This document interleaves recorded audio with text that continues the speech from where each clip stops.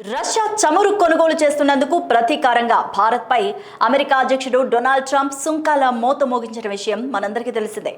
భారత్పై విధించిన 50% సుంకాలు బుధవారం నుంచి అమల్లోకి రాబోతున్నాయి. ఇక ఈ అదనపు సుంకాలతో భారత్ నుంచి ఎగుమతి అయ్యే జౌళి ఉత్పత్తులు, దుస్తులు, జెమ్స్, ఆభరణాలు వంటి ఎగుమతులపై తక్షణమే తీవ్ర ప్రభావం పడబోతోంది.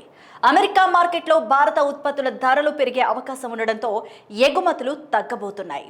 ఈ టారిఫ్లతో తలెత్తే ఎగుమతుల విఘాతం నుంచి తప్పించుకునేందుకు కేంద్ర ప్రభుత్వం ప్రత్యామ్నాయ వ్యూహాన్ని కూడా సిద్ధం చేసినట్టు తెలుస్తోంది.